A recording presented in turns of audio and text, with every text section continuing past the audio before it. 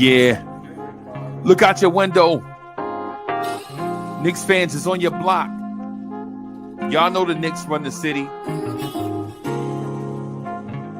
Pull them shades back. Look out your window. Look down there on the block. That's Knicks fans right there.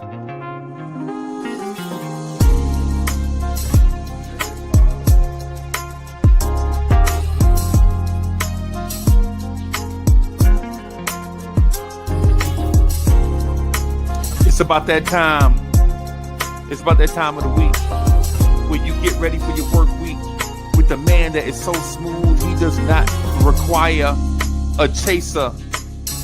Your main man, the real, still the real Anthony D. And your main man, Jersey's finest, the hood representative, Uncle Freezie.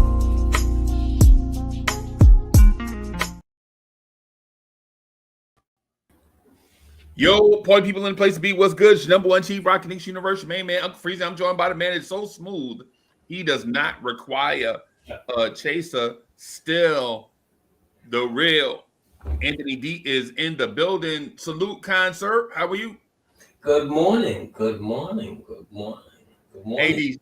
AD, if I may, man, if I may. You may. The Knicks are trying to nix this thing up Early. The Knicks are trying to nix this thing up, bro. I don't know why, right? I don't know why, but listen, man, you don't come this far to put a ceiling on yourself, right? And that's what I feel like we've been doing. Why? Because of the last 6 games, 7 games? For our approach. The last 6 or 7 games is just a byproduct of the approach. Well, when you say the approach, what in particular are you speaking about? What is the approach? So the approach is hey, we're gonna get as much juice out of the squeeze and let the result be what it is. Wow. That feels almost flagrant. I might be going further. Good morning, Knicks fans. Salute. Before I even take on that any further. Freezie, come on, guy. You know, we're supposed to be the gatekeepers between the fandom that we have, right? The fans who check in and who want to let off their frustration, and between the organization. Right. 1,000%. We gotta relax. We gotta relax. Right, 1,000%. And that's almost a little while I kind of tuned out, like all of last week. Right. And I did that from pretty much all corners. Right. Just because I didn't want to flood myself with or put too many people's opinions and so forth, like kind of in what we do. So I kind of just tuned out. We gotta relax. Like, what did we think we would win 70 games? 65 games? I'm trying to understand. Are you asking me if we were gonna win 65 games, or are you talking about the fan base's thought? Well, I'm asking you first. What did you feel regular season wise was going to make you comfortable? So I had a sense that the bench, and this is from soon as we announced the cat trade, right? This is not hindsight is 2020. This is me watching a bajillion years of basketball, right? I knew the starting five was going to be excellent, and I knew the bench was going to be whack, right? At least at first, right? Because if you remember, Precious got hurt in the second half of the last preseason game, right? So I knew the bench was going to be whack because with Precious out and with Mitch out, I didn't think we had a legit backup center. I think it hindered the size that we put on the floor every night. But I thought this Knicks team could be, and you remember this type of team. I thought we'd be the Atlanta Hawks of the 1990s. I thought we'd be the Seattle Supersonics of the 1990s, right? The teams that win a ton of games, but when the playoffs start, all your weaknesses will show up, right? I thought we were going to be. You remember the 94 Seattle Supersonics, the team we were supposed to play in the finals? Correct. I blame Mutombo for us not having a championship trophy. Blame Robert Pack. Team. And you remember it was people was saying from the beginning of the year, Knicks and Sonics, right? Knicks and Sonics. That was supposed to be the NBA Finals matchup, right? In 1994, and then Seattle loses in the first round, and you're like, okay, now that they're out of the picture, this is our year. The giant has been slayed, right? Now all we got to do is make it through the East, and then the NBA Finals is going to be our coronation, right? And so this is what I was thinking we were going to be. I knew we didn't have the quality bench because I was not at the time, and this is me speaking truthfully. This is not me making up a lie in a moment. At the time, I did not believe in Cameron Payne. Right now, I do believe in Cameron Payne. But in that moment, I didn't know how the Knicks were going to play a point guard with rotation with 4 point guards in it. Right at the time, Jalen Brunson, Cameron Payne, Deuce McBride, and Tyler Kolek. I had never seen the NBA team do that. 3 point guards at the max in a rotation. And so if you play in 4 guards, and this is, I'm only speaking to that moment. I'm not talking about right now, right? At that moment, I was like, well, can Cameron Payne play off the ball? Right? Because he's not going to get the majority of the point guard minutes because we have a mega star at point guard. That was my feeling then. Remember, Jalen Brunson was averaging 40 points a game in that playoff run, if y'all remember that, right? And so if you ask me now what I thought back then, I thought we'd be the number 1 team in the NBA right now, right?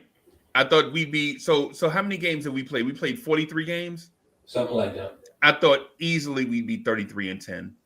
Easily. Wow. Easily 33-10, probably 35-8. And listen, and this is just not me making this up right now. If you go back and look at those shows, I put a spreadsheet on the screen and put predicted wins and losses for all those games. I did that in October. Right? Now, with that said, AD, I think we're at 27 and what are we, 26 and 17, 27 and 16, something like that. That's a very good record, right? Hey, salute to Smitty. Germ Warfare is in the building. Who else is in the building? Yo, the MVP, Lamar Jackson is in the building. Salute. Cowboy Bob is in the building. Salute. Yeah, and so, yeah. Hey, MVP, listen, man. This is what I was thinking back then. This is not what I'm thinking now, right? Now, mind you, this is coming off the hype of re-signing OG Anunoby, trading for Mikal Bridges, and then trading for Cat. So this is like with my thinking off of that hype train of where we were, right? At that point, right? And then as the season started, I was like, yo, Tibs know that we don't have a bench, and he ain't trying to break nobody in. And so what I'm saying to you, AD, on this great, beautiful, and exceptional morning is that a tiger don't change his stripes, bro. A zebra does not change his stripes, right? Tom Thibodeau. You sound like Bart Scott from it. Can't wait. Yeah. Now, and listen, and when I say this, I understand that I'm not perfect, but I'm also human, right? But Tibs, Tom Thibodeau, this is what I was thinking, AD. I have been thinking about this all morning. Tom Thibodeau, you got to change your record, bro. I know you love the system, and I know you don't want to disturb this groove. Why you want to disturb the groove? Right. But Tibbs, you can't hang that sign up on the door and say, don't disturb this groove, Tibbs. Tibbs. Right. But Tibbs is like, just a way to say that I'm so into you. Right now. Put that on right now. Tibbs is legit saying, hang that sign up on the door. Don't disturb this groove. Tibbs, you gotta disturb the groove, bro. You only got Tibbs. Listen, Tibbs. You got legit 5 good players right now. Damn. That's all you got. Cat is out with injury. Mitch is out with injury. Josh Hart got hurt in the last game, right? And we out here like, I understand that, man, but I'm gonna play everybody 47 minutes. Oh, Tibbs, come on, man. Okay, system. All right. I'm a follow your lead here, right? And I'm gonna go back to what I said way back when, and what the great Walt Clyde Frazier reminded Knicks fans the other night. OG Anunoby, I think, had 6 rebounds. Clyde was like, he got 6 rebounds. He has to do more of that, because I think on the season, he's averaging 4. Right? And then Clyde goes, and Bridges is only averaging 4. Josh Hart is out rebounding both of them together. So what? The starting 4, right, has to give you a certain amount of rebounds. I remember asking you this question on the eve of the season. What did you expect out of your starting 4 rebounding wise? Okay? This team, it's not Tibbs' fault that this team, let me stop, comma. It's not Tibbs' fault that he has to squeeze the juice every inch out of them every night, especially when Cat is not playing, because you have shortcomings. When Cat's not in the lineup, you are extremely short. All of a sudden, you go down to average maybe 6, 7. Maybe. And Cat's not in the lineup. When Josh Hart is not in the lineup, you've lost your ferocious in-the-middle rebounder besides Cat. What is Tibbs to do? Is he supposed to put in and play big minutes to and I hate doing this to this young man, but he's horrible. Is he supposed to give Sims 29 to 30 minutes a night to see what? 4 rebounds? This is something that we've talked about ad nauseum. Management has to come to his rescue. They have got, look at what Phoenix and Charlotte did. Okay. Why is Nick Richards, that's our backup center. That's our center. Why is he on Phoenix right now? For a for a couple of second-round picks and some guy we've never heard of? Because Tom Thibodeau is not going to play him. Tom Thibodeau would play him. He would play better than what he has. Tibs. Would play better than you. Have you watched Sims? Did you hear Walt Frazier the other night? When Sims finally took a shot at the rim, Walt was like, "Oh my God, thank you, Jesus." At least he took it. Yeah. He didn't look to pass it back out. When you got a guy like that on the floor, and then you throw Precious on the floor next to him, you're playing like 3.5 against 5. What is Tibs supposed to do?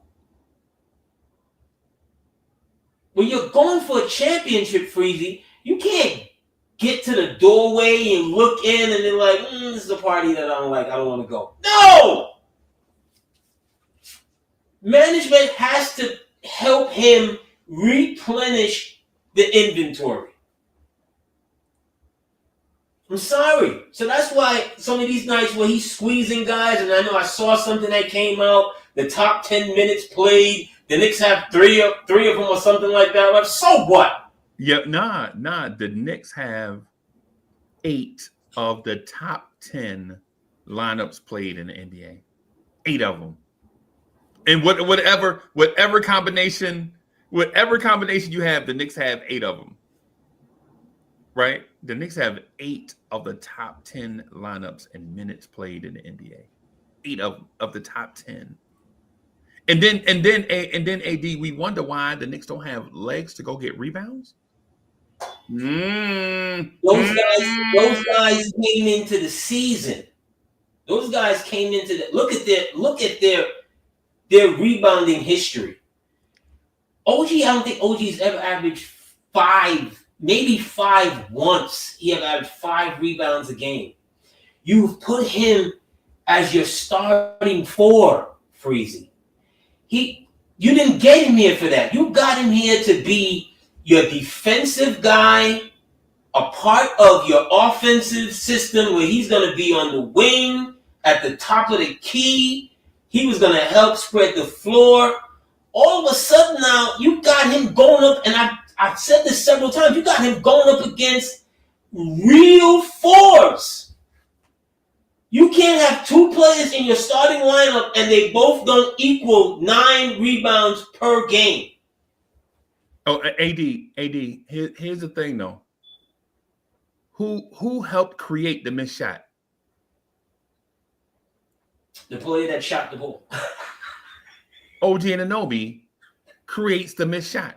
So you, sir, want him to create the missed shot opportunity and go rebound the missed shot. Hell yes. Hell yes. Because that's what that position dictates, Freezie.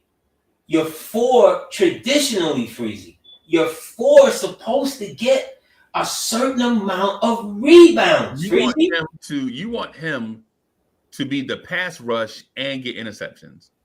I feel you. A lot of Knicks fans feel that. I feel a lot of Knicks fans feel that. No, pass rush and the tackle. They want pass rush, sack and tackle. No, pass rush, sack and tackle. Sacks and interceptions is what Knicks fans want. No, I want him to do what that job description says he's supposed to do. Right, because the thing is clearly,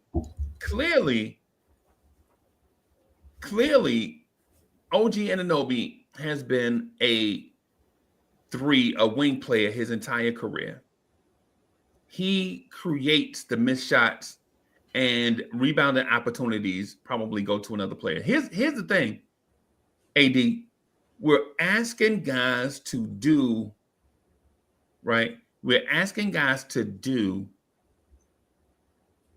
stuff that they traditionally don't do because the coach won't put in guys to do those things that we need them to do. Now we need OG Anunoby to be 6'11", get on the boards. Josh Hart is not 6'11", and he's on the boards. Josh Hart doesn't do a lot of stuff, bro. He's on the boards. Josh Hart doesn't do a lot of stuff to get those rebounds, bro. Yeah, he does. He does everything to get those rebounds. Josh Hart does not. He does. He's not basket hanging. No, he don't. He's not only getting the rebound. He'll get the rebound and be your one man fast break. No, he don't. He don't do everything to get those. He'll get the rebound. He does everything to get. He's in the middle scrapping to get the boards. That's not true. Rebounds. I saw Sherwin say something, and Sherwin, I didn't say anything that rebound was whatever your point was to defense, because that's utterly ridiculous. Because there's such thing as a defensive rebound. Looks like there's an offensive rebound. Right. And there are also 5 players on the floor. Yeah, but here's the thing, Freezie.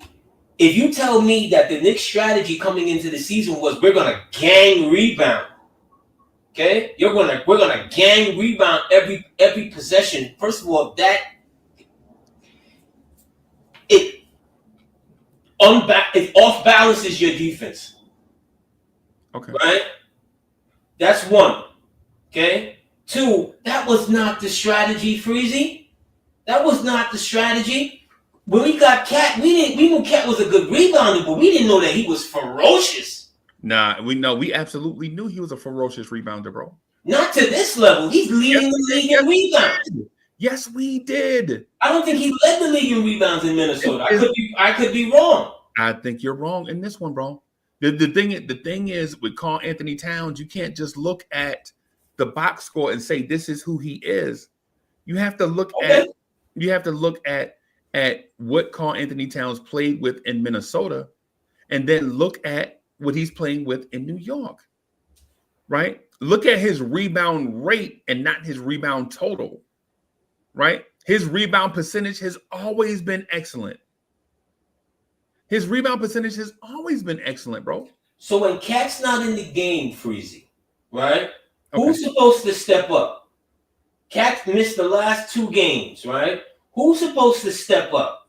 We know Hart's gonna step up. You're telling me that we can't ask a starting 4 and a starting 3 to step up and get more rebounds? AD, because they're not a starting 4 and a starting 3. What are we talking about?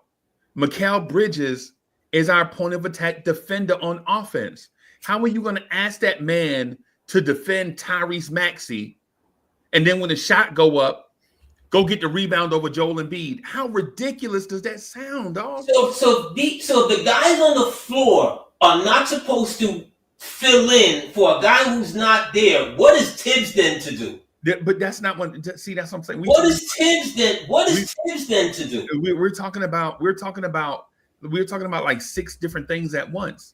The fact is, OG Anunoby is not a post defender. OG Anunoby is not in the vicinity of the rim when the shot goes up.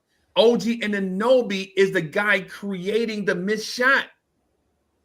Right? You can't say OG Anunoby be our wing perimeter defender and then be like, oh yeah, and we need for you to get 8 rebounds a night. Freezie, you just get you paid him $212 million just to do what you just said. That's it? You paid him $212. He's the highest paid Knick in the history of our franchise. And you're telling me you paid him just for that? Right. Just to do one thing? That's it? So first of all, perimeter defense is not one thing, AD. Come on, dog. You know perimeter defense ain't just one thing, right? And so, but here's the 2 things that go together. The reason why Josh Hart can rebound at 6'4" is because OG Anunoby is better at perimeter defense at 6'7", 240 than Josh Hart is at 6'4", 212. Josh Hart trust me, if Josh Hart was a perimeter defender, OG Anunoby's rebound numbers would be up. They would be different. Josh Hart gives it he gives it maximum effort, Freezie, on every play. He is undersized, Freezie. But for him to get, I think the other night, he had 17 rebounds. For a 6'4" man to get 17 rebounds amongst the trees, that's effort. That's not just garbage rebounds. That's effort. Amongst the trees. We got to cut that out. He's not getting rebounds amongst the trees. Everybody's taller than him. He's not getting Everybody's taller than him. Outside of Brunson, everybody's taller than him. I don't know what we talking about, bro. You're scapegoating. You want to scapegoat the players and blame. No, I'm not. No, I don't. That's not. You want to blame. You want to blame Tibs. You want Tibs to give guys minutes who are not going to affect the overall goal, which is to win the game. How's that been working out for you? They've had a little rough patch. Their record is 27. Their record is 27-12. Yeah, or 27. What are we gonna do? What are we gonna do? Fire him after 27-12? What is he, Don Nelson? Is that what we're gonna do? We're gonna fire a coach with a winning record. I can't tell you how many people I've seen texting my phone over these last couple of days. You gotta fire Tibs. Like, fire Tibs? What are we talking about? What are we really talking about? So okay. So that's another separate topic. So we got like 8 topics that we're talking about at once, right? That's what we do. The thing is with being 27 and 16 is not the fact that, this is the 1 year we're 27 and 16. The reason why Knicks fans are frustrated is because they saw that sign up on the door and they know that means don't disturb this groove. That means Tom Thibodeau is not going to change his stripes. Who should be playing? Who should be getting more minutes?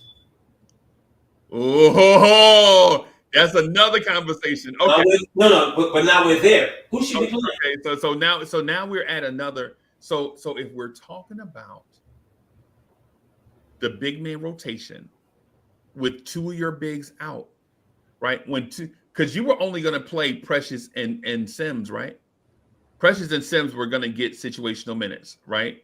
If Mitch was here, if Cat was here, Precious and Sims probably would have been situational, right? Let me finish my point, though. Let me finish my point, just real quick. But with 2 big men out, why don't you put 2 big men back in? Right? You don't do that, though, dog. You don't play Ariel Huckporty, right?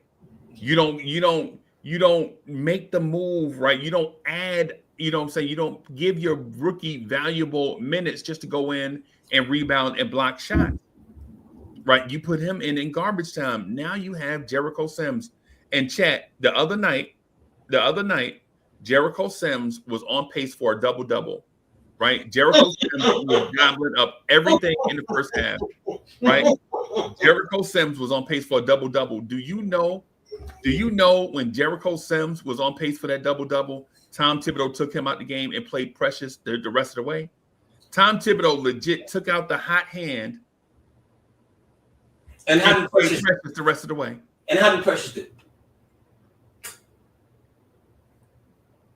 Latoria B, thank you for the generous contribution. Exactly. Latoria B says, listening to the AD gives me anxiety. His hot takes are crazy. Josh is one of one. OG and Josh are not the same. Tibs is doing a horrible job. That man is not utilizing all his players.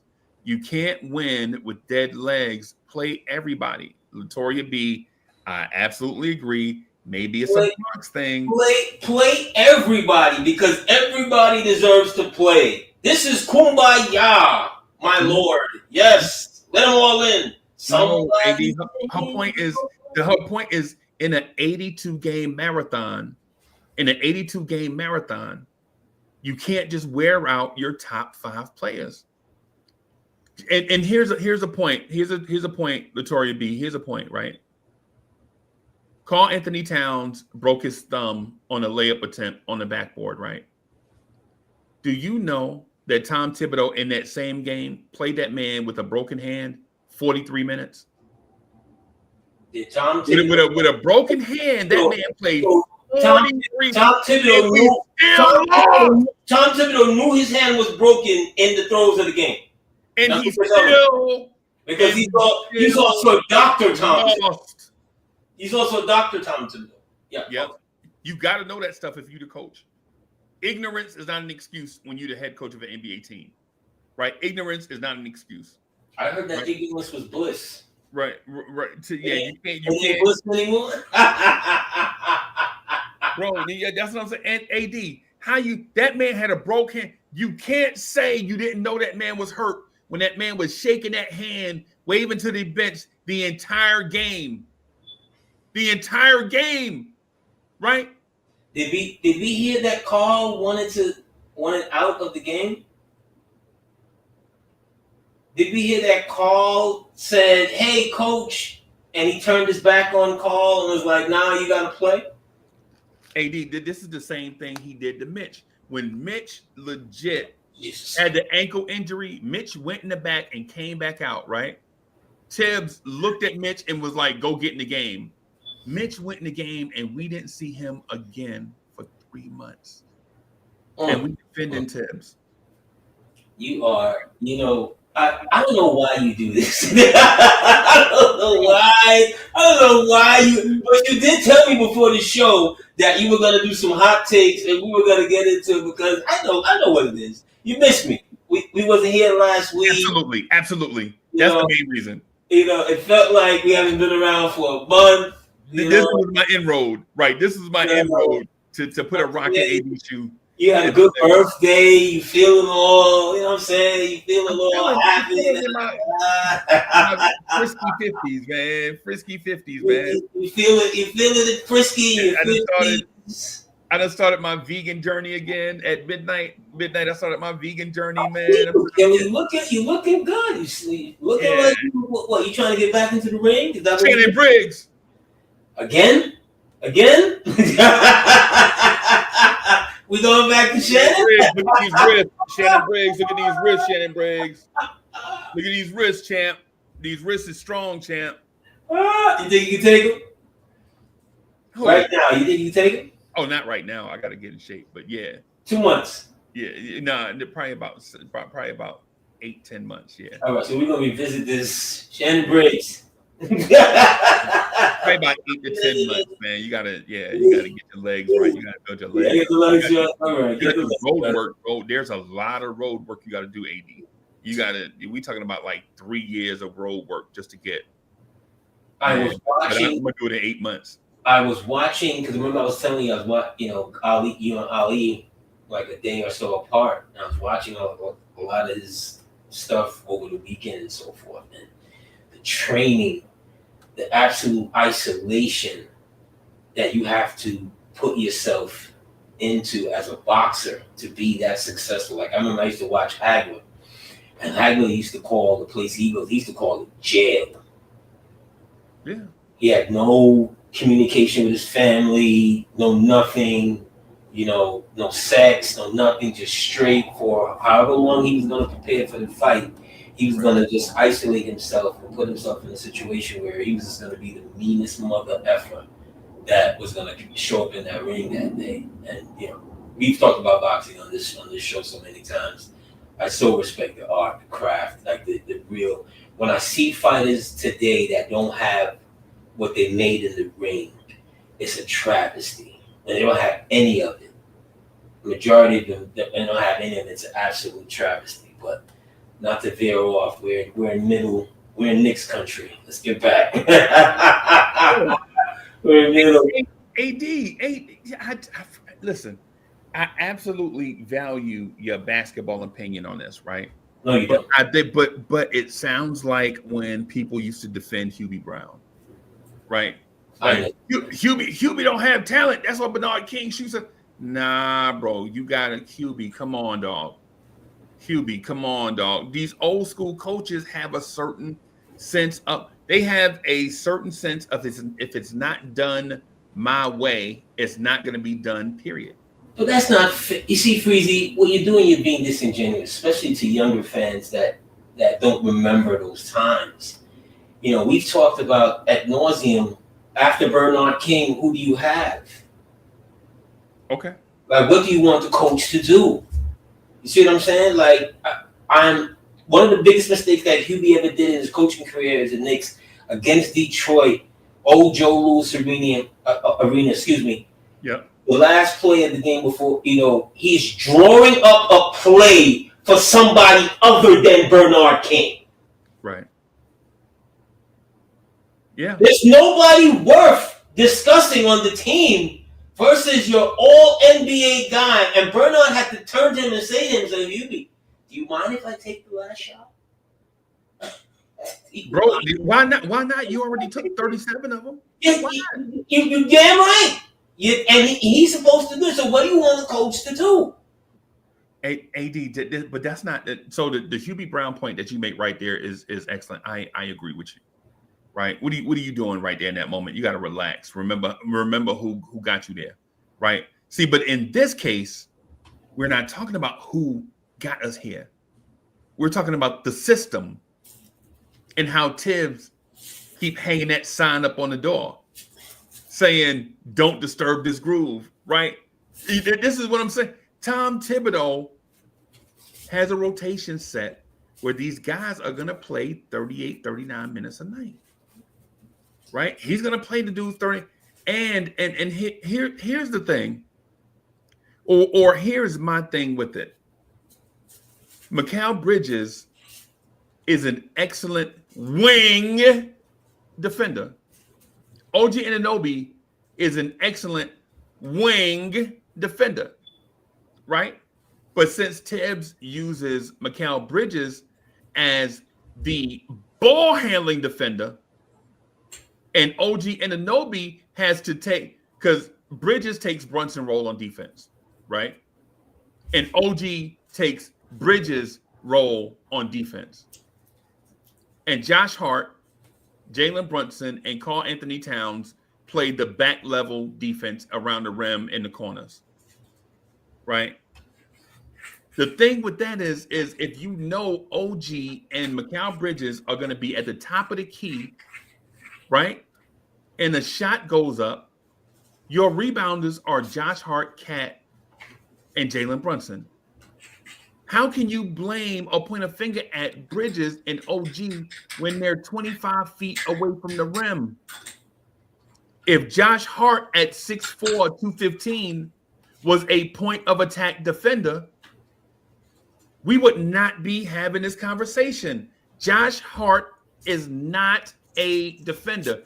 Does he bring energy and effort? Absolutely. But energy and effort doesn't make you elite at scoring or defending. It makes you a glue guy. And if your glue guy gets you 9 rebounds because OG and Mikal Bridges are the cause, right, for the effect, then you can't say you can't say OG and Bridges have to be the cause and effect. They can't be. Yes, I can. Yeah, and it sounds 40, there's 48. There's 48 minutes in the game.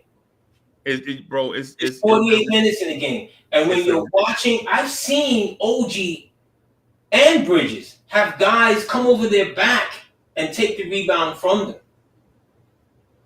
In an instance. 5 instances, whatever. If you're supposed to be blocking out your man, and your man comes over your back, that's your responsibility. That's your responsibility, Freezie. AD, say if you saw that once per game. I've seen that more than once per game. Say if that's and if they're being honest, they've seen that more than once. So say if you've seen that 100 times this year. Say you saw it 100 times this year. Yes. Right. How does that impact their rebounding rate? It impacts their rebounding rate negatively because they haven't moved their needle up. Bridges was this rebounder in Brooklyn. He was this kind of rebounder in Phoenix. OG was this kind of rebounder in Toronto. Nothing has changed. Right. And see, but the thing you didn't mention is in Brooklyn with Mikal Bridges, the point of attack defender was Dennis Schroeder and Dennis Smith Jr. And they also had the big tall dude that ain't worth nothing, Ben Simmons. Okay, so give me more offensive rebounds then. Right. And so here's the other thing too. Here's the other thing. In Toronto, Kyle Lowry is your point of attack defender, right? OG can guard dudes on the wing, right? And so that's what I'm saying. Like when we mention these things and when we mention them in generalities, bro, we don't look at the details. No, this is not generalities. This is not when you give a guy that kind of money, Freezie. You're not expecting exactly what he's been doing.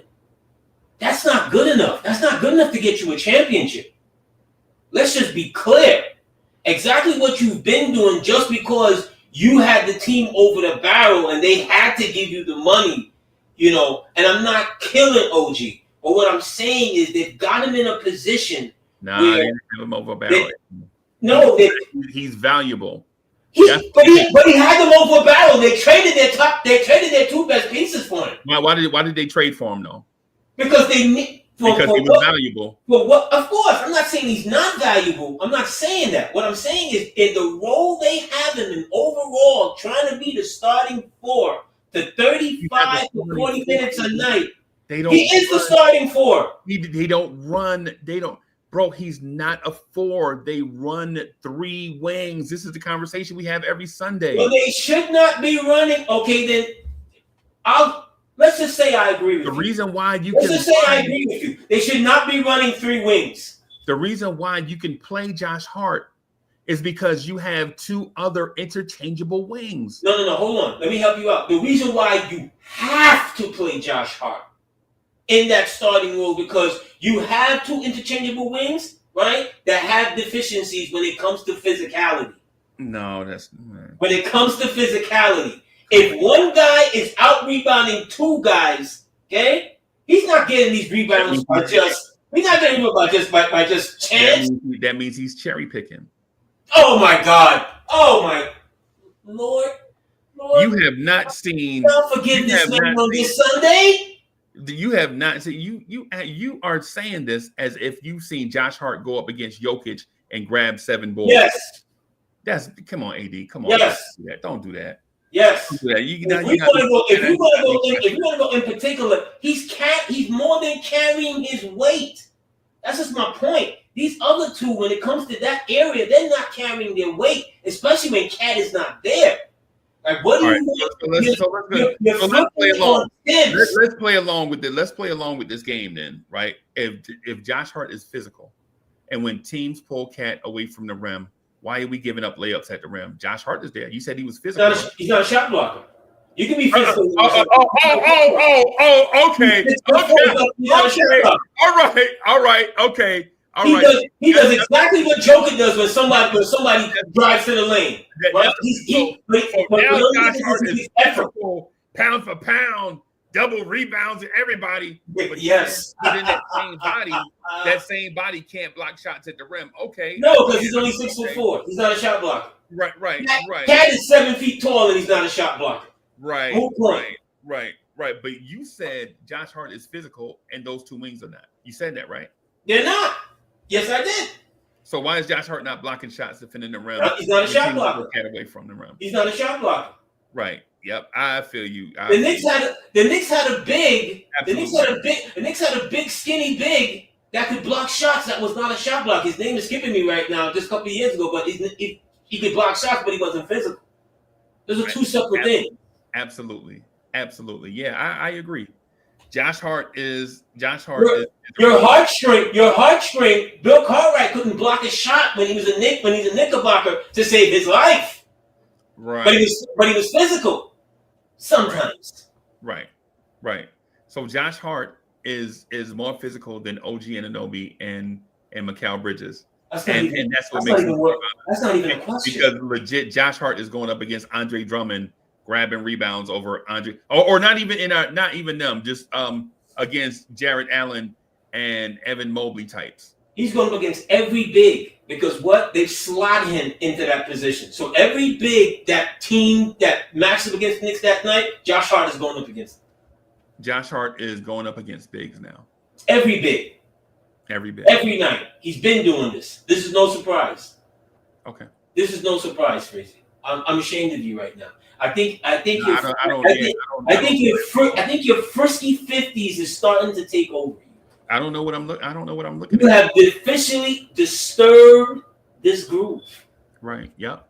Josh Hart is our most physical player. That's the reason why he averages 9 rebounds. Yeah, Okay. I feel you. Right, Josh Hart is our best defender. He's the most physical, and I he's didn't our best say I didn't scorer. say he was our best defender. Yeah, no, no, no, whatever you say on this one, bro. I'm with you. I didn't say he was our best. Whatever you said, right? JM 300. I'm bugging out. Okay, it's not the first time I bugged out. Yeah. It's not the first time Freezie's been all over the place. Yeah, Josh Hart is second on the NBA and second on the Knicks in assists, and so that means he's our second best playmaker. Also, that's what the numbers say. The numbers say Josh Hart averages 5.5 assists a game. That means Josh Hart is our second best. You know what the numbers? What the numbers say that Josh Hart can do a little of everything. Can do a little of everything. Just facts. If they, I made this conversation. Well, I was having this conversation. Not I made. Excuse me.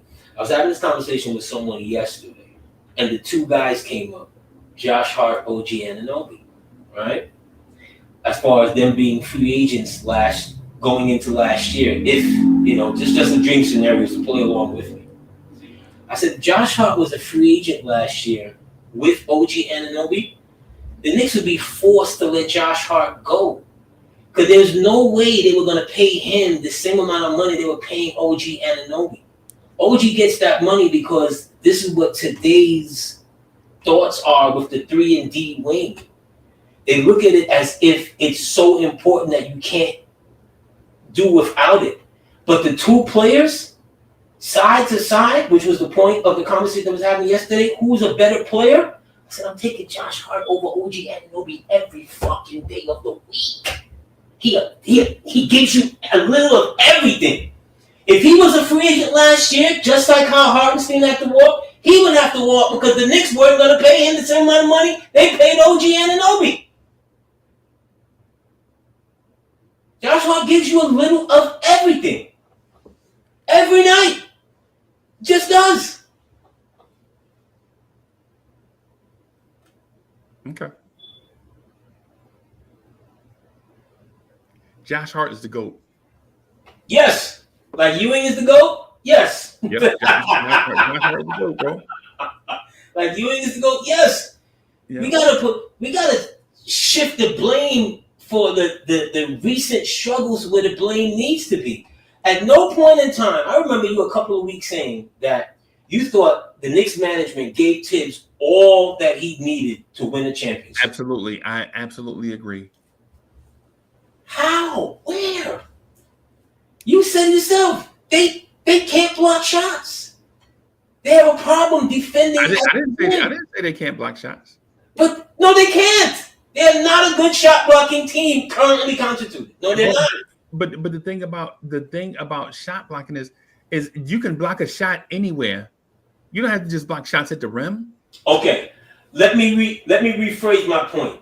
They're weak at the rim.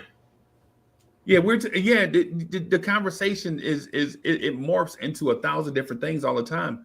The thing is the rim protection is different from shot blocking, right? Do I want my guys running all over the floor to block shots, or do I want them to be disciplined, stay down, and put a hand up on a guy? Block shots when you have to, right? They're weak at the rim, Freezie. They're weak in the paint especially when Cat is not there. Stay disciplined, stay down on shots. Make people take shots over extended hands. That's what you want to do. Stay down so you can stay out of foul trouble. Because chasing shot blocks gets you in foul trouble. We don't want to do that, right? Our defense is set up for you to make difficult shots over extended and tight defense. Even right now, the Knicks only give up 110 points a game. Now, in 1990, if I'd have said that, we'd have laughed. Only 110 points. But in today's NBA, that's like 8th, right? It's like we're like mentioning these things of the game, and we're taking away certain things. The reason why Josh Hart can grab rebounds in large numbers is because we create missed opportunities. If Josh Hart was close, legit, we sit here talking about Josh Hart rebounds, but we won't talk about how Josh Hart didn't close out on Malik Beasley in that Pistons game. because he was waiting on rebounds. Josh Hart didn't close out on Malik Beasley and gave Malik Beasley open three-point looks as the dude that was second in the NBA in three-point makes. Josh Hart didn't go out there because Josh Hart made a business decision. Do I go out there and contest and there's nothing on the stat sheet, or do I grab this rebound? Wow, really? Is Yeah. that what we're doing now? He's making business. He's making business decisions. He's Simmons in Brooklyn. He's making business decisions. That's so disrespectful. Absolutely. You are extremely disrespectful. Absolutely. That man. If there's ever a player in the NBA that plays for the love of the game, is out there just putting his all on the line every night. Like, he's playing to pad his stats. I don't. He's padding his stats. Then by all means, stat pad. I wish OG was stat padding a bit more. How about that? You just overreacted on my point, but I have proof. I gave you proof. Right? It's on film. What you gave me was heartburn. That's what you gave me. I gave you proof. Malik Beasley is knocking down, and it's not just Malik Beasley. Knicks fans, chat. Every time you watch the game, do you wonder why somebody is always wide open for three? When you watch the game, think about this. The other night we lost to the Timberwolves, right? We gave up 22 three-pointers.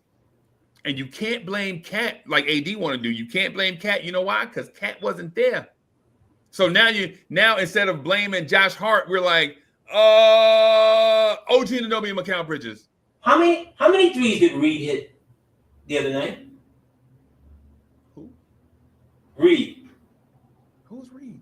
Nas Reed? Nas Reed. How many threes did Nas Reed hit the other night? He was 6 for 6. And Josh Hart was guarding him too?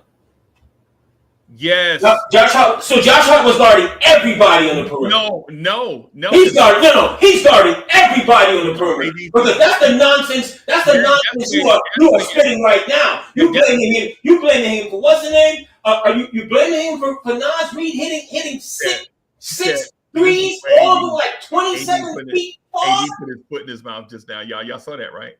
No, you put your foot in your mouth with that nonsense. Anthony Edwards is a 6'4" athlete. Guess what Josh Hart is? Okay. 6'4" athlete. So why wasn't Josh Hart guarding Anthony Edwards? Beasley, Edwards, and Nas Reed. He's supposed to guard all three of them. You right. Whatever you say, boss. He's supposed to guard all three of them. Whatever you say. It's whatever you say. You right. Whatever you say. Madness. But for those of us that watch the game, we know that Mikal Bridges was guarding Anthony Edwards, and we know that OG Anunoby was guarding Julius Randle. Right? Who was guarding Nas Reed? I just told you who was guarding Nas Reed, and you said he was physical and do that, right? Well, he was guarding Nas, so he was guarding all of these guys that you mentioned. No. I just clarified. All these guys that you mentioned. Chat, you see where this conversation is going? You got him Beasley. Anthony D. You blame him for Beasley. You blame him for this one. Oh my God! I'm blaming. It's the blame game. This is the blame game we're playing into. Tell me, just as a refresher, because I wasn't there when I said it. Can you tell me who I said Josh Hart was guarding again? Because I wasn't there when I said it. Just for clarity. Who you want to tell me or the chat? You. I'm not playing that game with you, Freezie. Right, exactly. I'm not gonna play that game with you. Because here's the overall point. Defensively, perimeter-wise, the entire team was horrible. How about that? Perimeter-wise, against Minnesota, the entire team was horrible. They gave up 24 threes. Hey, Sherwin, thank you for that, Sherwin. Sherwin says, Josh Hart is just a hard worker. He can't keep up with Edwards. That's the reason why Mikal Bridges was on Anthony Edwards. Right? How did that work out? That's why OG Anunoby was guarding Julius Randle. How did that work out? And that's why you saw Josh Hart, because if Josh Hart is not guarding a wing play, Josh Hart is not in a point of attack defender. Josh Hart is not going to guard Mike Conley or Anthony Edwards. And so if he's not going to guard the backcourt guys and he's not going to guard the wing guys, who is he going to guard? Nobody was guarding. Nobody was guarding Minnesota. That's just the facts of it. Bro, man. They were shooting threes all over the place. You asked a specific question. Nobody was guarding anybody. So your question was rhetorical. Your question when you asked who was guarding Naz Reid, you didn't really want to answer. It's basically what you were saying. It was rhetorical. But Freezie, one player did not hit 22 threes. I understand that, AD. I understand that. One player did not. If that was the case, then you really have a case of Tom Thibodeau. Like, why would you let one player get destroyed like that? And that's why I said Tom Thibodeau hung the sign up on the door. It's about the system. That's what I was saying from the beginning. Right? Because the thing is, when you blame two people, I'm gonna blame Josh Hart. And you chat, y'all see how the blame game get ridiculously out of hand? When you ask two people that's giving their all to give you more, like these two dudes ain't living up to expectation. See, I could have either. Here's where you're a hypocrite, Freezie. Here's where you're a hypocrite. Me and everybody in this chat, Nick Nation, have heard you destroy Hartenstein for his Game 7 0 or 2-point performance, right? When you needed all hands on deck, right? When I'm arguing the other way, and I'm like, with Freezie, you're like, nah, this is Game 7. We got guys hurt. He's supposed to step his game up, right? We in the regular season. I don't give regular season that kind of count. I'm not looking to win 60 or 65 games. But when your best player is out and you're telling me that neither one of you can get just one more rebound, you see where you're a hypocrite? Yeah, you want to tell me that these two guys are doing all they can, and I'm telling you Hartenstein was doing all he can up until Game 7. You couldn't see it. No, but you want to tell me you want to put the importance on regular season. I'm not putting the goalpost is being moved. I ain't the only one moving it. I'm not backed into a corner, bro. I already know that we got 30-something games left. I ain't backed into a corner. It's January. Bro, this is not life or death in January. For me, what I'm saying is it's not fair to Knicks players that play all these minutes to all of a sudden say they should be giving me more with the assumption that they can give you more. These dudes are giving you everything they have on every night. It ain't good enough. And so when you say that, that's why I'm saying Josh Hart stat padding. It's not good. Josh Hart stat padding. It's not good. When you say OG and no, it's not good enough. It's not good enough. And you expect for Tibs to let other guys come in and get their possible, I don't even want to say shine, but get their effort when they're not good enough for regular rotation minutes. You got one guy, Pacom Dadier. Okay, are you giving Kolek regular minutes? No. Are you giving the first round forward regular minutes? No, he's a kid. He's not going to offer anything to help you win a championship. This is where management needs to come in. Okay? This is what those guys on the back bench, Freezie, are not good enough to win the championship. How you know that, AD? As you said, you've been watching this game for a whole lot of years. I've been watching this game for a whole lot of years. Yeah, I never questioned that. I said yes, but I've never seen a champion in all my years. That wasn't the question. The question was how do you all my years of experience, I've never seen a team. I've never seen a team try and rely on three or four young guys to help you win the championship. How do you know, AD? The question is, how do you know? From what I've seen, from the experience that I've seen, from other teams that I've seen trying to win the championship, I've never seen 86 Like Celtics. 86 like Celtics. these guys. Let's call. I can call them out and go down the line. These teams, you may have one young guy, maybe two. You're talking about 2 to 4 guys. One of them scared of the rim. Sims is scared of the rim. And we're talking about giving him more playing time? Is right. Yeah, you know what this sounds like? This sounds like there are no real clear answers, so that we don't want to blame the guy that's supposed to have the answers. That's what it sounds like, this conversation. It sounds like there are so many more questions than answers, but at the same time, we don't want to at least make the coach accountable for what we see. That's what it sounds like. Because no matter what questions we ask in a chat and what answers might be the wrong answer for the questions that's being asked, ultimately, it comes down to Tom Thibodeau. Ultimately, all these questions, right? Why is OG not giving more effort? Why is Mikal Bridges not giving more effort? Right? This is a Tibs question. Right?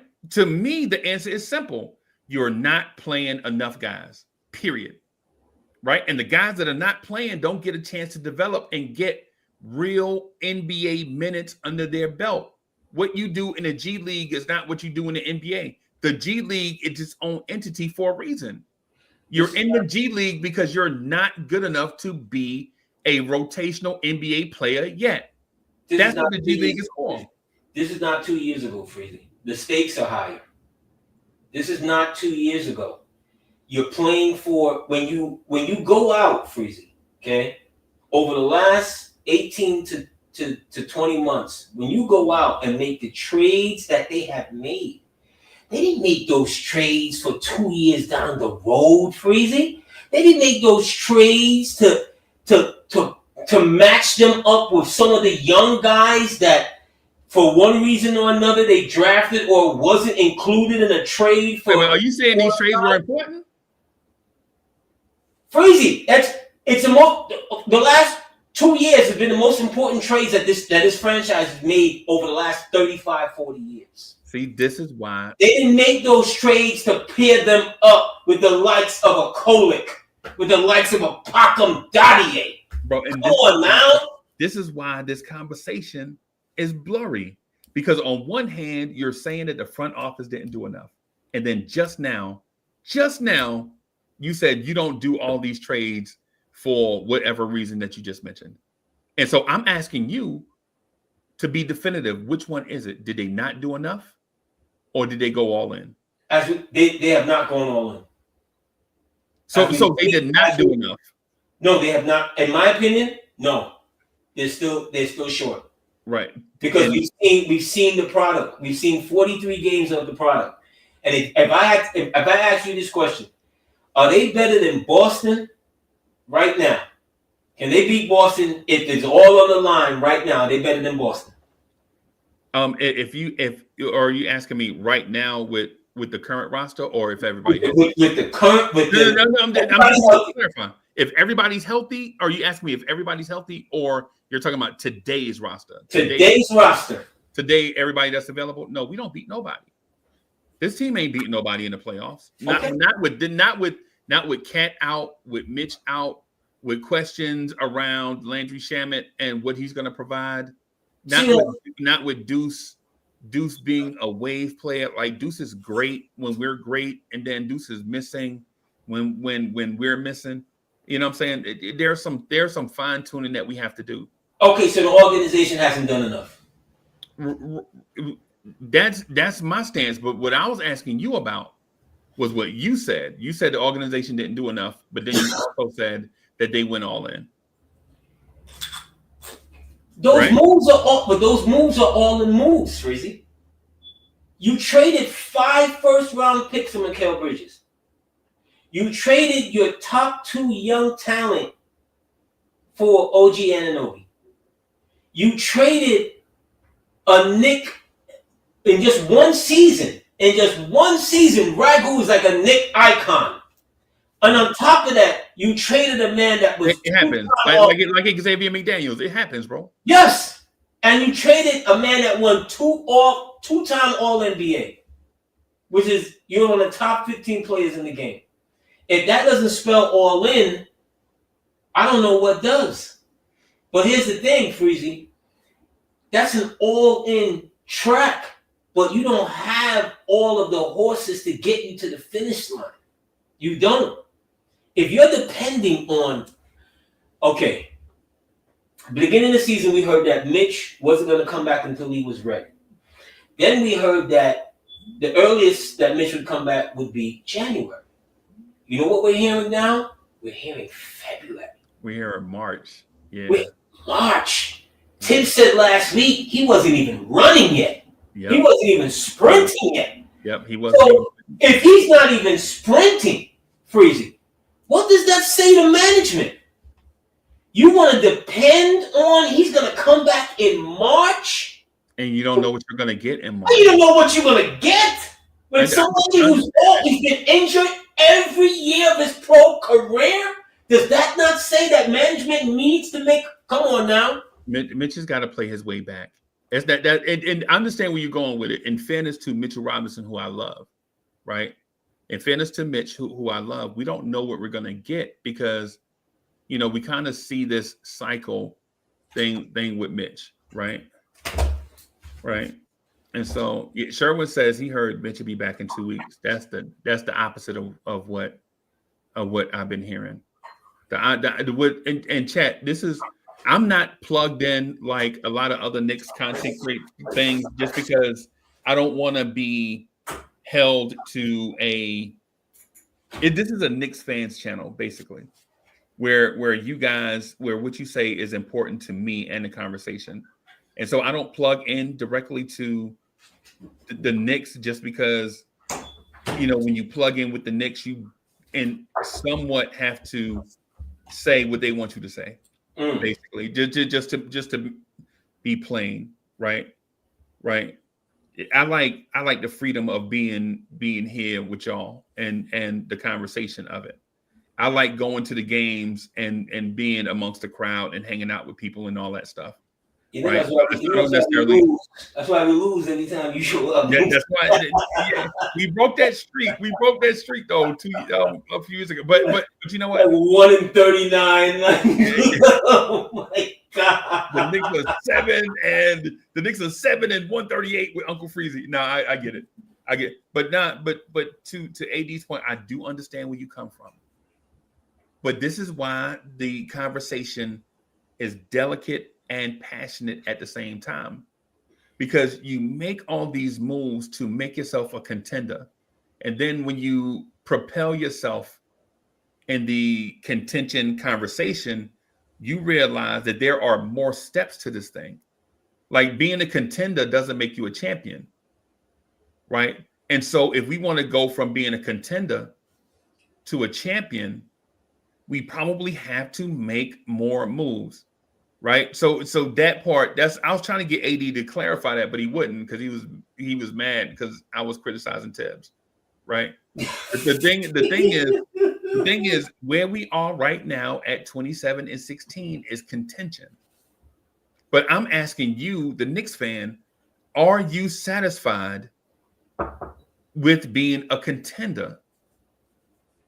Right. And some of y'all will be satisfied with being a contender. And I respect that. But I'm double parked, right? I'm double parked, right? I got something in the microwave, right? My alarm clock going off. No matter how you phrase it, I don't want to be a contender. I need to be a champion, right? Because New York is the city of champions. And for the Knicks to have gone this long without a championship, man, listen, the Mets went to the World Series in 2015, and they might be the worst of all of them. The Jets have been to the AFC Championship game. Like 15 years, it was 15 years ago, right, AD? Right? That's 15 years ago, right? Why? The Yankees have won multiple World Series. The Rangers have won a chip. The Islanders have won it. The Liberty have won. Facts. Right? And the Knicks have not won since I was in kindergarten.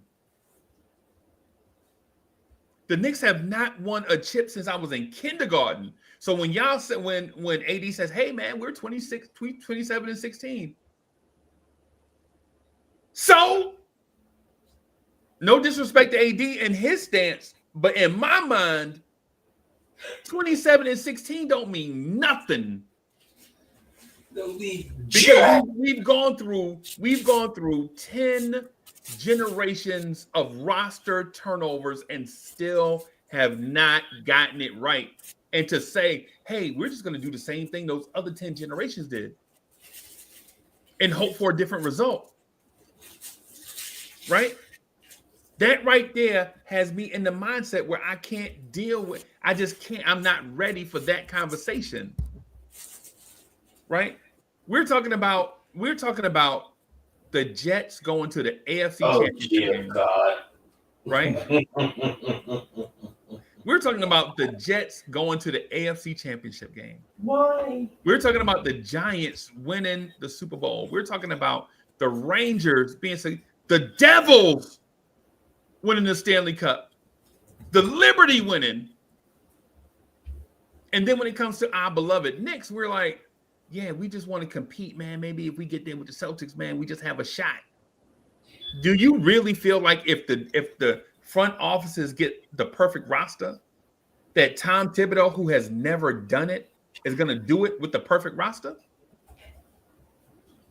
Well, these are the questions that we have to ask ourselves. I feel comfortable with him right now because what's my alternative? What's your alternative? What's our alternative in Nick universe? We're panicking. See, we're panicking, Freezie. That's the relevant conversation. Panicking. We're not seeing the glass as being half full. We're seeing it as half empty. AD, no, we're seeing it in the middle. We're seeing it as the front office has done what they need to do. Can the coach take this over the finish line? Because at this point, we're at a point now when this team first came, when this front office first took over. Noah Vonleh was our starting power forward. We had a dude named Kadeem Allen as our starting point guard wearing number 0. Mm-hmm. When Leon Rose took the job, Kadeem Allen was on this roster. Yep. Kevin Knox, Frank Ntilikina was on this roster. Yep. Right? Maurice Harkless. Yep. On this roster when Leon Rose took over, right? Yep. And now we're talking about we have the best starting 5 in the NBA, and we don't think the front office has done enough. No. Because you have to bolster what you already have when you're talking about winning it all. When you're talking about winning it all, it's more veterans. It's more guys that, okay, I always go back to this team because they're in the modern era. Look at Toronto. And I'm not talking about the Kawhi trade, which is obvious. I'm talking about the other pieces. They went out and got not one big, but 2 bigs during the season. Okay? Gasol was all NBA defender. Okay? Serge was a part of a team that went to a finals. Serge was a top. They traded, they just bolstered what they had.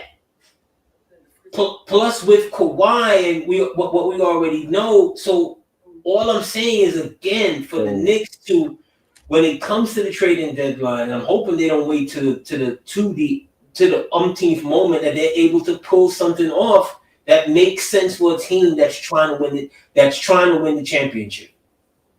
That didn't mortgage a major part of their future for Mikal Bridges, and then you're gonna stop short. That's all I'm saying, Freezie. Like, you gotta give more. All in means all in. They took all that they had and went in. What do you have left? Your You could have. Hold on. You trying to tell me you couldn't have pulled off that Phoenix trade 2 days ago? Phoenix traded 3 second-round picks and one of their young guys. Yeah, we only had We still have second rounds. We still have first rounds. We have young guys that you've been raving about that could be a part of a championship team that you could package. You got to go out and get what you need, Freezie. Right. Because after this, here's what's going to happen. Or, hypothetically, should we not win it all, right? You know who the first person you're going to blame, that we're going to blame, and Nick Nation is going to blame? We're going to blame Thibodeau. Tom Thibodeau. Yep. Okay? But then you'd have to peel it all back.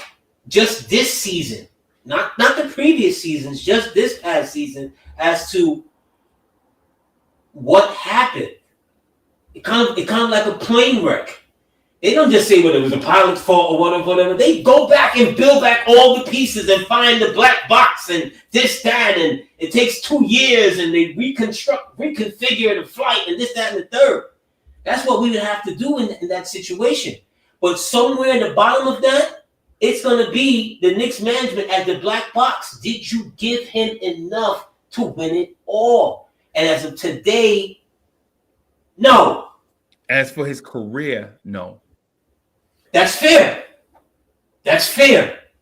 I went back and watched him and watched that Chicago team that lost to Cleveland, his last one. That's fair. It's very fair. The big games that he's lost here when he's been the coach, extremely fair, right? But when we do all of that, our next question is, what's our alternative? See what I'm saying? It's easy to rip it apart. Yeah, it's not easy to build it. No, I don't understand what you mean. If Tibs isn't the guy to take us across the mountain, then who would be the guy? Hey, AD, and chat, yo, I hate doing this, like bringing up the Bible stuff in a conversation like that. but when the Israelites were saved out of Egypt land, no one thought that Aaron would be the one to take them to the promised land. Because when Moses was told, go tell Pharaoh, let my people go, everybody was going to be Moses, but no, it was Moses. It was his brother Aaron, and that's what Tom Thibodeau is in this conversation. Tom Thibodeau is Mark Jackson. Arrow, get out of here. Kerr would be the guy to take them to a chip, right? When Golden State fired Mark Jackson after having great seasons, right? Great seasons. People were like, yo, that's wrong, man. What they did to Mark Jackson, man. You know what I'm saying? Golden State had a vision. They were like, hey, you know what? We're going to try something new, man. We're going to get a shooter in here to teach our young shooters how to play this game. And what happened was they created one of the greatest dynasties of NBA history. Yeah, but they also had, hold on, you're leaving out a little bit of the nuance. They also had a consultant / executive by the name of Jerry West. Jerry West, right. Who said, we're not trading the shooting guard for the power forward who eventually gets to Cleveland. We're not doing that. We're not going to trade the young. Right. See what I'm saying? It wasn't just the coaching. It was the advice from the top. Right. So back to my point, the management here, Freezie. Whether we believe that Tibs is the guy. I didn't finish my point though. I'm sorry, but man, go ahead. The point that I was making, AD, is not that Tom Thibodeau invented basketball.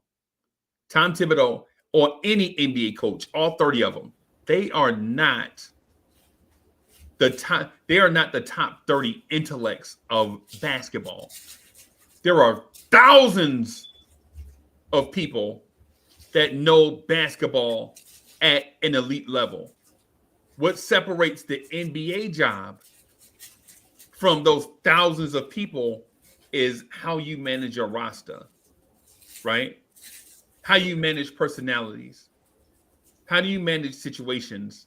How do you overcome conflict? How do you prevent conflict? How you manage the entire situation? That's how you get the NBA job.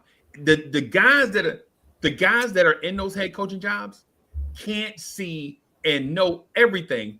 That's why they have a staff, because they don't see and know everything, right?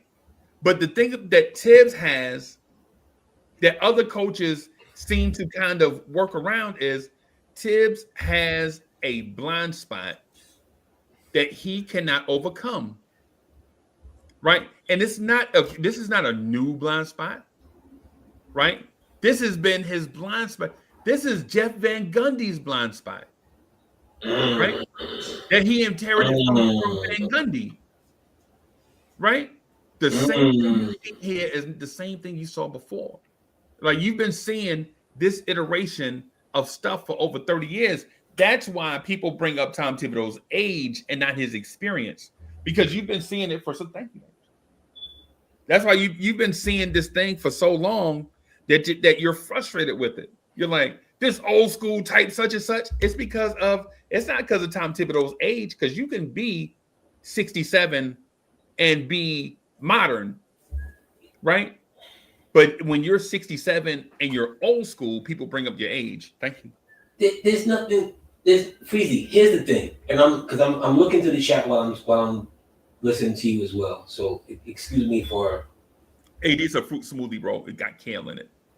That's why you looking like that, man. And it breaks. I can't stand kale, yo. Oh my God, I can't stand kale. I don't give a damn if it's in there with 100 proof Hennessy and everything. I can pick kale out. I can't stand kale. Oh my God, no sir. But you're just not being fair, Freezie. Okay, and I'm a exclamation point. I'm gonna ask you this question from what you were just saying. Do you believe that organization wins championships or players win championships? Is that rhetorical, or do you want my real answer? I want your real answer. Organizations win championships. Okay. This organization has not done enough to this date to win it all. I'm sorry. I know it hurts. I know you feel. I know we have a lot to crucify Tibbs on in his past and in game. Let me just make something clear. I'm not 100% on board with Tibbs and his in-game decisions. I've seen a lot, even when they were winning. I'm like, no, why, right? But I temper my enthusiasm in some of these moments because I'm like, I'm trying to enjoy the ride. And I don't want to blame him too much. I don't want to give him too much credit. I just want to look at the things that I think that could help him. Because you know we're the 80s, 90s Portland Trailblazers right now. No. Rick Adelman, that's who we are. Those teams went to the finals. Rick Adelman went to the finals. Let's just understand something. Rick Adelman's teams lost to two of probably the greatest teams ever. Not just the greatest teams ever, individual players. Yeah. Like, he loses to an Isaiah. Isaiah's in top 50, in my opinion. 15 ball players have ever played this game. Oh, I thought you were going to say 50, bro. I was about to throw this smoothie. No, 15. 15. Those Portland teams had none to hang their hat on. They lost to better teams. Right. With iconic players at the helm. So we're not Portland. We got to get to a finals first. Tibbs is not Adelman. He got to get to a finals first. Adelman got to 2. Yeah. If you want to call him Adelman from Sacramento against but I didn't call.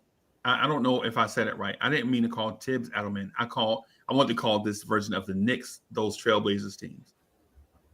Right. That's what I'm trying to. Yeah. I don't know if Tibbs is Adelman. Right. We got to get there first. And even if we got there and we lost, think about it. We get to the finals and we lose. whether we lose like 99 or we lose like 94, we will not be satisfied with Those are two different ways. because we lost two different ways. Yeah, we got gentlemen swept by a team that was Yep. vastly superior than us, but we didn't know at the time that they were a dynasty. We were the first victim of their dynasty. We didn't know it at the time, but we know it now, right? History has shown us that San Antonio team was on the verge of becoming something beyond special, but we didn't know it at the time, right? The 94 championship, Game 6, we had a shot in the air that could have won us a championship. Oh, no, we didn't. Yes, we did. No, we Yes, we didn't. Yes, we did. In Game 6, John Stark's last shot Got blocked. but it was in the AD. Listen to what I said though. I didn't say it was a game winner. I said we had a shot in the air that could have won us a championship. Right? That's what I said. So we legit had a chance to win a championship. We had a shot in the air for a championship.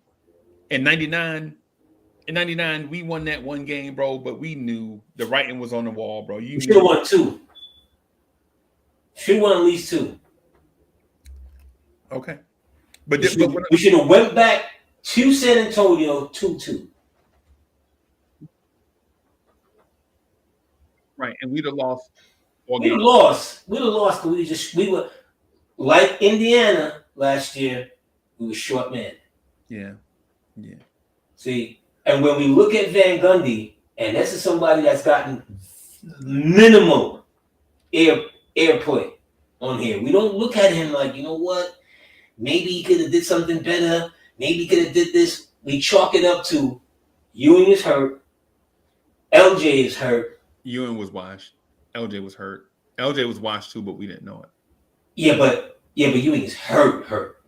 Yeah. He might be washed, but he's hurt. And you don't get to that place without his Game 5 against Miami. Yeah, you don't get it, but Pat Ewing was 37.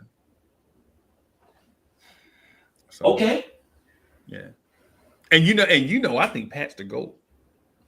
But I'm a realist. Yeah, because you're not a realist. I'm a realist. You mix and match who you blame, and like I said, Van Gundy has got very little airtime here. I don't ever remember you carrying the same venom for Van Gundy that you carry for. I don't even want to call it venom for Tibs, but that the same. You dissect it, and maybe it's because we're in real time now, and we're 20-something years later. But this is old school Knicks. I don't ever remember you kicking Van Gundy's back in. If I saw his back, I would kick that shit in. Right. So I meant the verbal way. Here's the thing. I personally love Tom Thibodeau. Right. I like Tibs, bro, a lot. I think we should. If Tom Thibodeau continues to do his thing, I think we should have a place in Knicks law for Tom Thibodeau. What's doing this? But and just let me finish. But I do understand that he has a blind spot that he has to fix.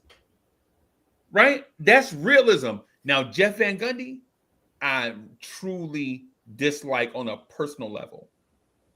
I think he's a sucker. Right, I think Jeff Van Gundy is the worst. Jeff Van Gundy is the worst thing to ever happen to the Knicks in my mind.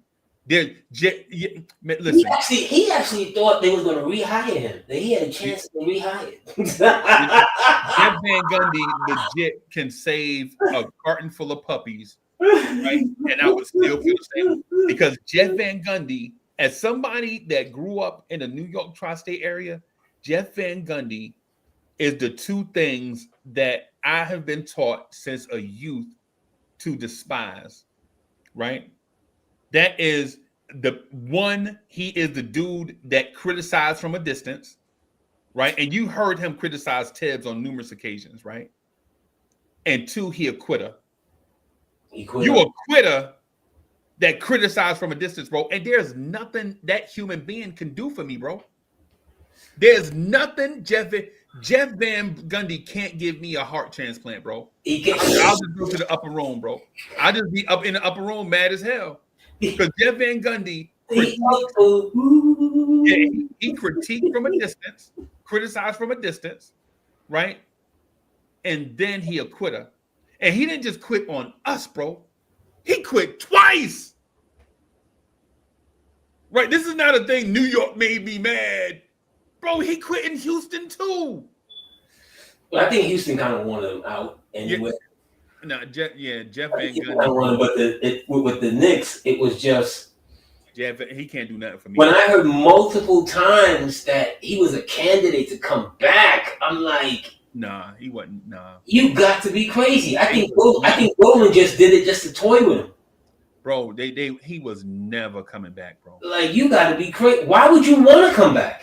You criticize the organization every chance you get, and then you apply for the job. And you apply for the job? Get out of here, bro. I understand about fair criticism, but I remember when he resigned. Nah, Jeff Van Gundy can't do that for me. Because I looked at him as he's our coach. You know, whatever you feel about him, the 99 team gets to the finals with him. You know, those memorable series against Atlanta, Indiana, Miami. Jeff Van Gundy can't park my car, bro. Jeff Van Gundy can't do nothing for me but show me where the true fans at.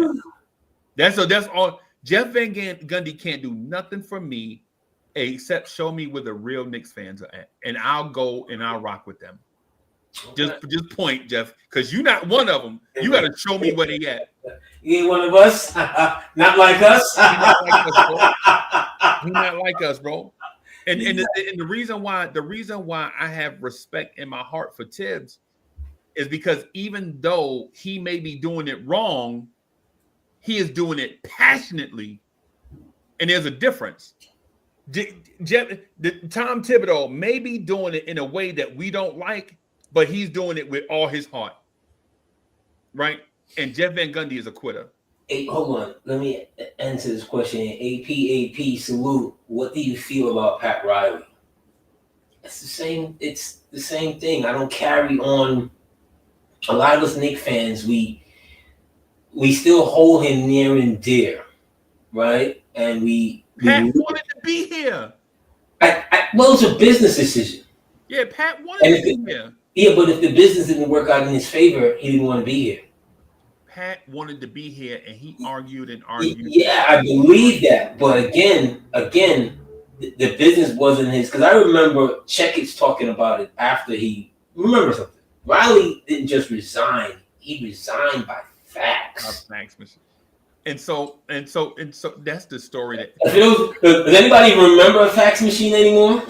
Yeah, NBC did Pat Riley dirty, right? Because Pat Riley actually resigned with them over the phone, and he was trying to get in contact with people, and then he officially did it by fax machine. So he was resigning, and then he just made it official by fax.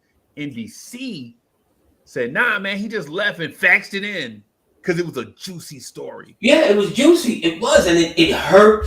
It hurt.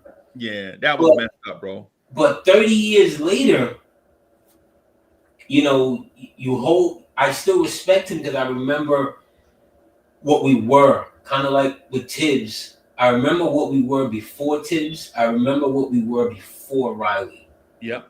You understand? Instantly, credibility. Yep. The moment they got him to sign on the dotted line, it was instant credibility. Yep. The moment we got Tom Tibs 30 years later, it was instant credibility. I don't think Tom Thibodeau, he may have one losing season. As Knicks coach, yeah. And I think as a coach, he may have one losing season. I think maybe two. I think he's got a losing season in every place. No, I don't think so. Yeah. I may be wrong, but the thing is, again, it was more winning than losing. Than losing. Yeah, no, I agree with you. So that's what Riley brought, but I never, like, after a while, like once he left us, It was never, hey Pat, can we come back? Hey, I remember in an Isaiah press conference when Isaiah fired, I think it was Lenny, or before he hired Lenny. Somebody asked him, "Did you think about bringing Riley back?" And he actually said, "Yes," as if Riley was going to leave part ownership in Miami to come in tandem with your ridiculousness as an executive. Right. But when he left, that was it. So I don't hold no malice with him or whatever, because like I said, I still watch those 94 games. I still do. I'm a glutton for punishment. Yeah, so AD in 2016, 2017, Tibs was 31-51 with Minnesota. Okay. And in 2020, where is it? 2020 in 2019, 2018, 2019, he was 19-21 before he got fired. With the Knicks, he was 37-45. All right, so he's had 3. But he only had one egregious losing season. Only one terrible season. So I get what you're, and I agree with you. He only had one. So he was winning. So before Tibbs, and I feel like a lot of Knicks fans don't look at that. They don't feel like anybody could have came in and just did that. No. AD, I don't think that's fair.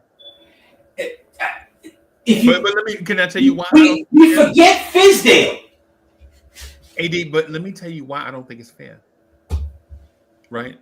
The reason why I don't think that's fair, the way that you phrased it, because I understand the sentiment. I think the way that it was stated may be unfair. See, Knicks fans in general, in my opinion, just through exposure to them every day, right, are not mad at Tibbs for us not being a winning team. The most fans legit want to get that sense of holding up the Larry O'Brien trophy.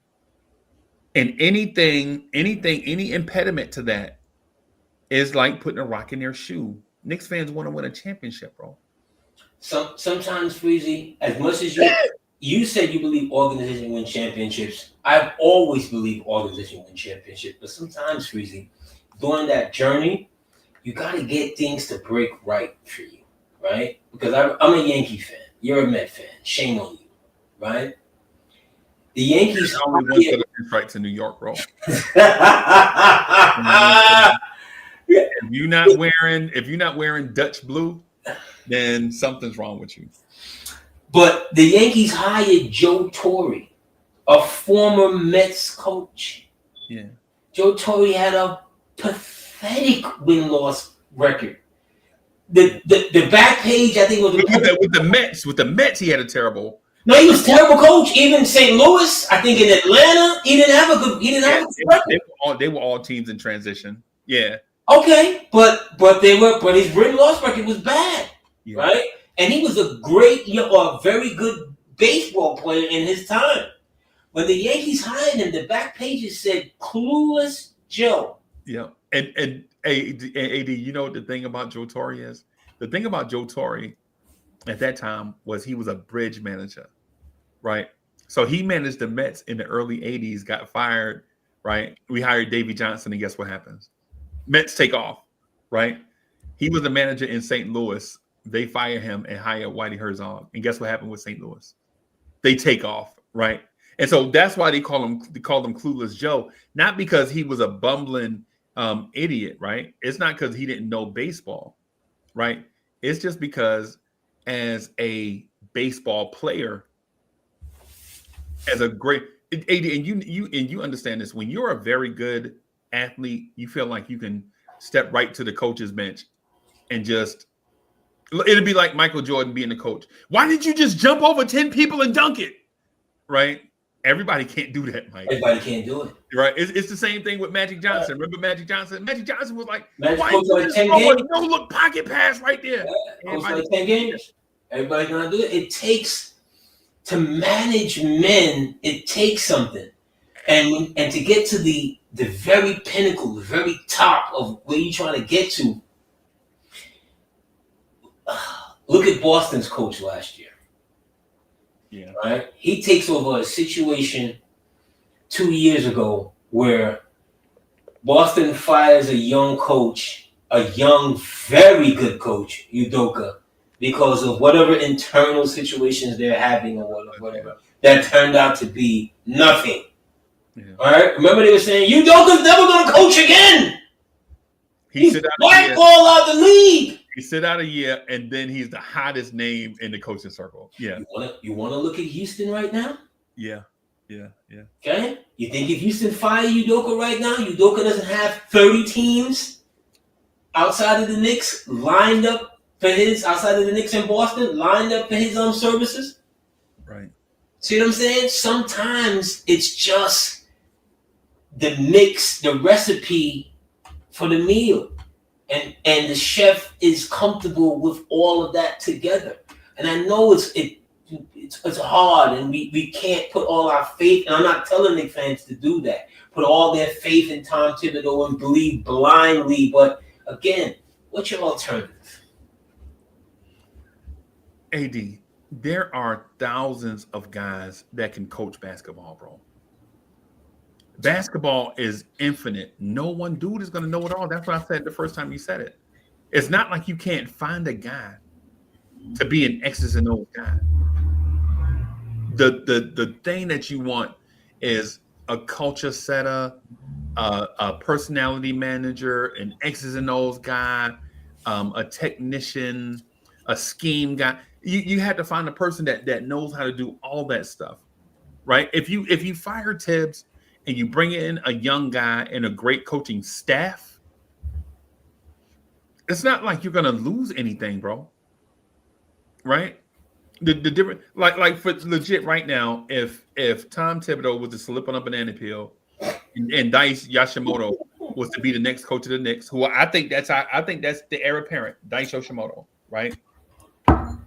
When Dice Yoshimoto take over, right? All they have to do is have a staff. It's the reason why managers have bench coaches, bullpen coaches, first base coach, third base coach, pitching, all of that. It's the reason why you have a staff. Same thing in the NFL, right? You have a head guy, and then you have all these coordinators and position coaches. But when we look at Tibs, we look at Tibs as a guy and a bunch of dudes. You know why, Freezie? Because it's easy being one of the dudes. See what I'm saying? You remember what's my guy that used to play with Indiana, and he was on Boston. Oh my God, his name is skipping me right now. Quinn Buckner. Yeah, Quinn Buckner from Indiana.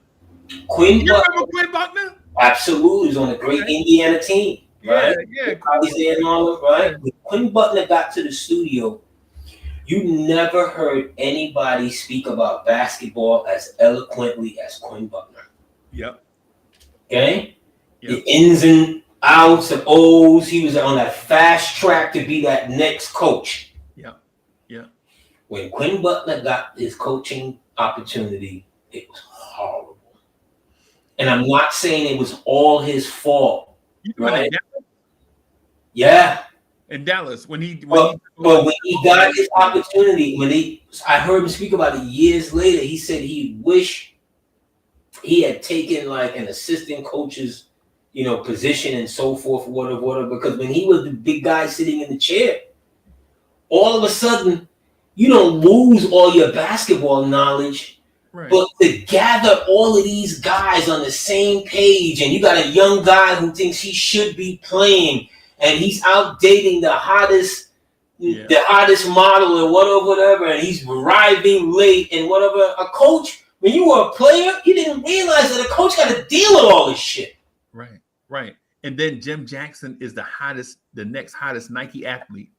And remember, Jim Jackson is gonna be heir apparent to Michael Jordan. You remember that? You remember how many Nike commercials Jim Jackson used to do? Absolutely. Yeah, he had more commercials than Mr. Robinson Neighborhood. Remember the Mr. Robinson Neighborhood commercial? Absolutely. You got Mashburn, coming. You got a nice young nucleus, and he was ill-equipped to take that team anywhere. So there's 1,000 guys can coach X's and O's and know the game or whatever. But when you the guy, Dallas organization was a mess. Let me just say that. yeah. Quinn Hooker was set up for failure. Oh, but I'll even give you that. I don't like you to set up for failure when you got 3 of the next young top tier players that's entered the league at the same time. But the Mavericks always draft well. That's their history. Yeah, I'll even give you that. No question. They back then what we see is OKC right now. Yes. Dallas started as soon as they drafted Mark Aguirre, they was off on the right foot. They barely missed on draft picks, bro. Dale Ellis, Rolando Blackman, Derek Harper, Detlef Schrempf. Just what's his name? But the dude out of Michigan, they drafted in '88. The dude that used to drink. Tarpley. No. Tarpley.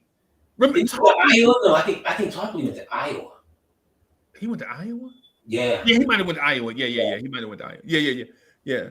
But the point is, they've always drafted well, but it's about managing what you got. Right. Buckner would have been like what Fizdale was, but the only thing that Fizdale at least had a little bit of success in Memphis. Yeah. Right. But Fizdale was like the next hot young guy, whatever can coach. Yeah.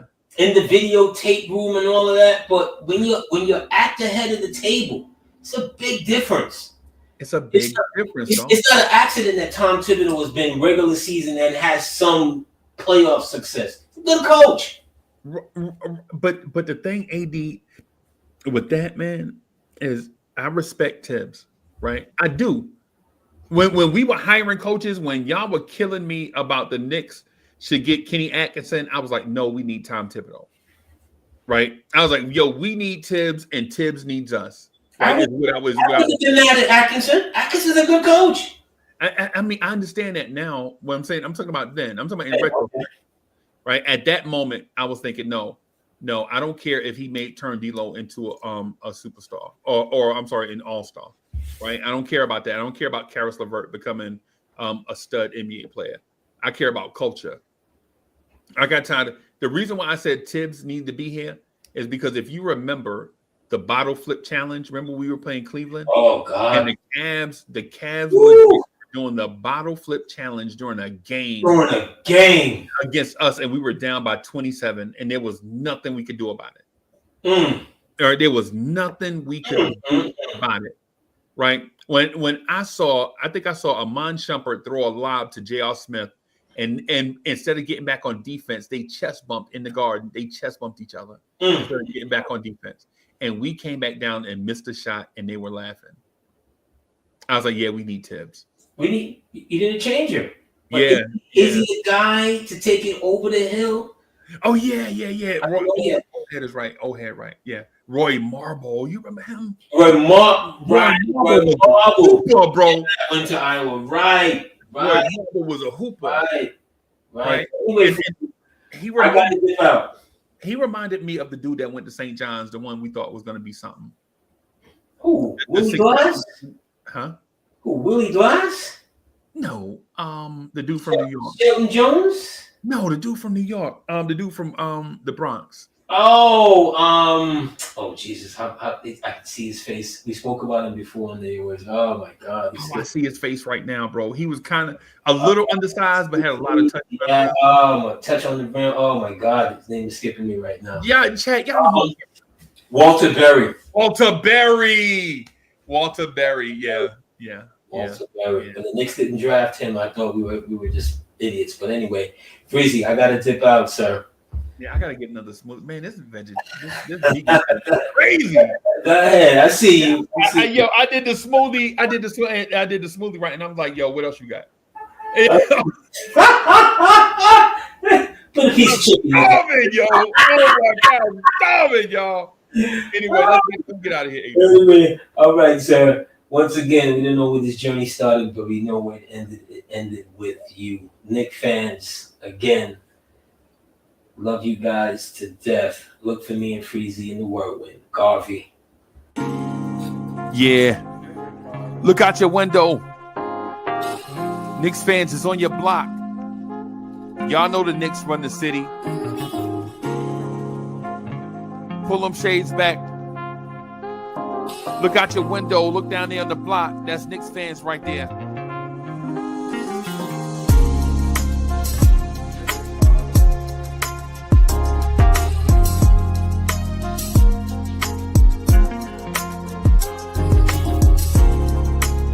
It's about that time.